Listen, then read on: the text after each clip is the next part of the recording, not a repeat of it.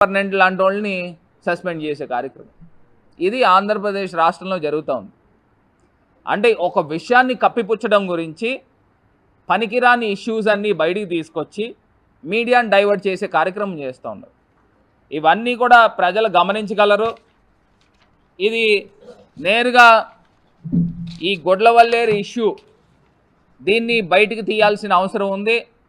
ఖచ్చితంగా నిజంగానే కనుక ఇవన్నీ కూడా ఆరోపణలు నిజమైతే ఆ వీడియోస్ ఏవైతే బయటకు వచ్చినాయో పోలీస్ శాఖ ఇమ్మీడియట్గా స్పందించి దీని వెనకాతలు ఎవరెవరు ఉన్నారు, దీనికి సంబంధించిన ఫుటేజెస్ ఎక్కడెక్కడ ఉన్నాయి, ఇవి నెట్లోకి వెళ్ళకోకుండా ఇవన్నీ కూడా బయటికి తీసుకొచ్చి స్క్రాప్ చేసే కార్యక్రమం చేయాలి అని పోలీస్ శాఖని డిమాండ్ చేస్తూ ఉన్నాం, గవర్నమెంట్ని డిమాండ్ చేస్తూ ఉన్నాం. ఇదేమి సాధారణమైన ఇష్యూ కాదండి, this is a national issue.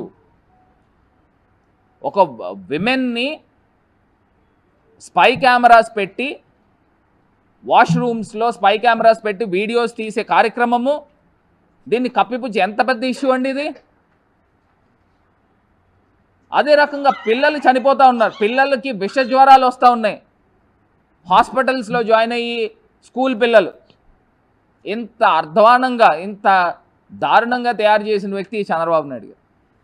ఇది కాకుండా లోకల్ ఇష్యూస్, లోకల్ కూడా కాదు స్టేట్ ఇష్యూవే వస్తే, నిన్న ఈనాడు పేపర్ ఇచ్చిన కథనం నిజంగా నాకు చాలా బాధ అనిపించింది. ఇసుక అందుబాటులో లేదండి అని చెప్పేసి వాళ్ళు పెట్టారు. ఇసుక అందుబాటులో లేదండి. మరి నాకు తెలియగా అడుగుతాను, గవర్నమెంట్ దిగిపోయిన తర్వాత ఎక్కడెక్కడ ఆంధ్రప్రదేశ్ వ్యాప్తంగా ఈ వర్షాకాలం ఇబ్బందులు వస్తాయని తెలిసే ఆంధ్రప్రదేశ్ వ్యాప్తంగా కొన్ని లక్షల టన్నులు శాండ్ని స్టాక్ పాయింట్స్ దగ్గర పెట్టుంచారు. నిన్న ఈనాడు పేపర్లో ఒకటి రాశారు. ఏమని రాశారంటే, మాఫియా కృత్రిమ కొరత. మరి ఇప్పుడు మాఫియా గురించే మాట్లాడుతున్నారు అని అంటే ఇప్పుడు ఎవరి ప్రభుత్వం ఉందండి? ఇదే రాజమండ్రిలో దగ్గరగా 10 కోట్ల రూపాయల ఇసుక లాలా చెరువు హుండై షోరూమ్ కానుకుని మరి ఆ స్టాక్స్ ఎక్కడ ఉన్నాయండి ఇవన్నీను? మరి వైఎస్ఆర్ కాంగ్రెస్ పార్టీ ప్రభుత్వంలో మరి అది పెట్టలేదా? ఇవాళ మా పార్టీ తాలూకా అయిన వెంకటేశ్వరరావు, మీరు శాండ్ కొన్నారు, ఎంత శాండ్ కొన్నారండి? అలాగే మొత్తం ఎన్ని యూనిట్లు కొన్నారు? అంటే 6 యూనిట్లు కలిపి 36,000 రూపాయలు పెట్టి కొంటున్నారు. అసలు ఈ కృత్రిమమైన షార్టేజ్ తీసుకొచ్చిన దానికి కారకులు ఎవరండి? తెలుగుదేశం ప్రభుత్వం కాదా? రాజమండ్రి సిటీ, రాజమండ్రి రూరల్ మొత్తం నిడదవోలు ఎక్కడైనా చూసుకోండి, కోట్ల రూపాయలు, 100 కోట్ల రూపాయలు ఇసుకని సాక్షాత్తు ఈ ప్రజాప్రతినిధులు కొల్లగొట్టడం వాస్తవం కాదా అని అడుగుతా ఉన్నా. అంటే ప్రజలు ఇంత ఇబ్బందులు పాలవడానికి కారకులు ఈ తెలుగుదేశం ప్రభుత్వం కాదా అని అడుగుతా ఉన్నా.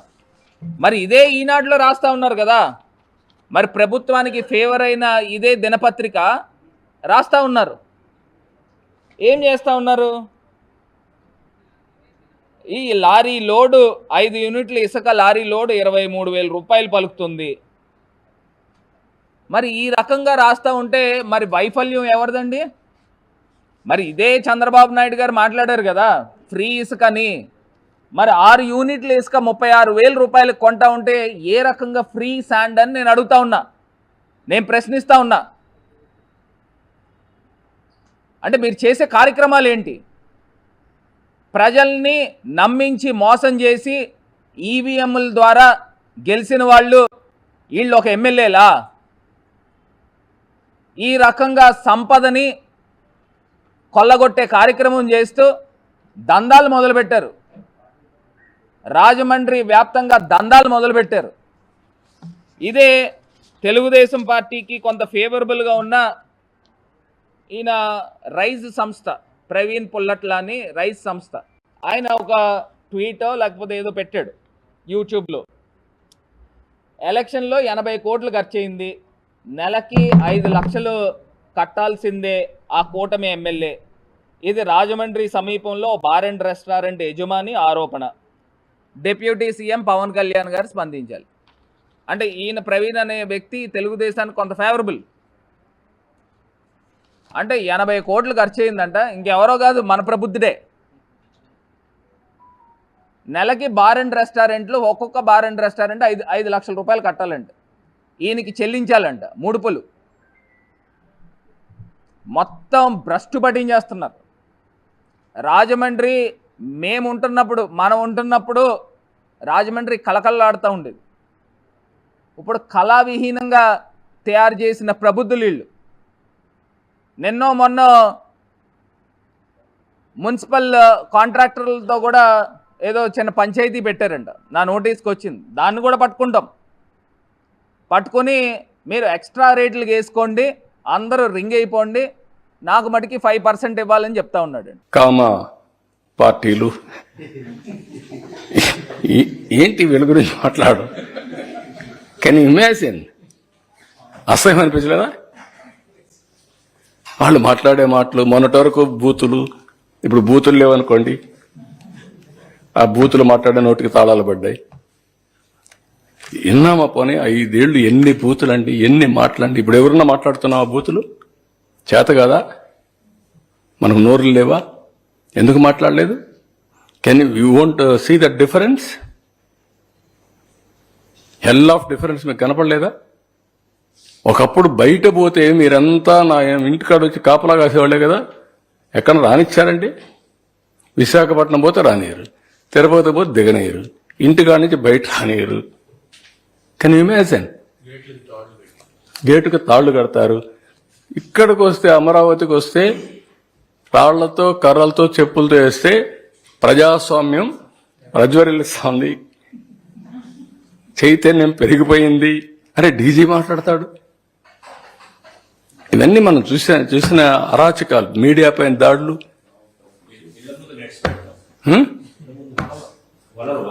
వల్ల పెట్టడం, పైన డ్రోన్స్ వేయడం, ఆడబిడ్డలుంటే ఆడబిడ్డలు బాత్రూముల్లో ఉంటే డ్రోన్స్ ఎగరేయడం, పైశాచిక ఆనందం కాకపోతే, పిచ్చితనాలు కాకపోతే ఏంటి ఇవన్నీ తలుచుకుంటే ఇవన్నీ జరుగుతాయా అని ఆశ్చర్యం అయింది మీకు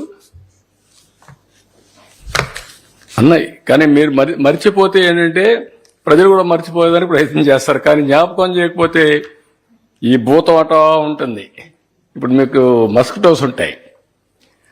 ఒక సీజన్లో మస్కిటోస్ సైలెంట్ అయిపోతాయి. ఆ సీజన్ వస్తే జుమ్మని వస్తాయి, మల్టిపుల్ లావాకి వెళ్ళిపోతాయి. అది వెళ్ళిపోయి మళ్ళీ కరెక్ట్గా మీరు ఆ సీజన్ వస్తే మళ్ళీ ఓవర్ నైట్ పుట్టగొడుగులు మరి ఉన్నాయి. కొన్ని చలి ఇవి ఉంటాయి, అవి ఏమంటారు మన పల్లెటూరులో చలివెందులేదు అంటారు, ఒక ఈగలు. అవి ఒక సీజన్లోనే వస్తాయి, ఒక్క వర్షం పడినప్పుడు వస్తాయి ఉసుర్లు. ఆ ఉసుర్లు అట్లా వస్తాయి. అవి కొన్ని రాయలసీమలో అయితే చాలా మంది అవి తీసుకొని తింటారు. బాగా ఉప్పు ఫ్రై చేస్తారు, ఫ్రై చేసి బాగా ఉప్పు అవన్నీ చాలా బాగుంటాయి, టేస్ట్ కూడా చాలా బాగుంటుంది. ఆ విధంగా అట్లా వస్తాయి. కొన్ని దిక్కళ్ళు పుట్టగొడుగులు వస్తాయి. ఎగ్జాక్ట్ గా ఒక సీజన్ లో ఆ మట్టిలో పుట్టుకొస్తాయి, అంతవరకు మామూలు పుట్టాయి. అట్లా వీళ్ళు మీరు గుర్తుపెట్టుకోవాలి.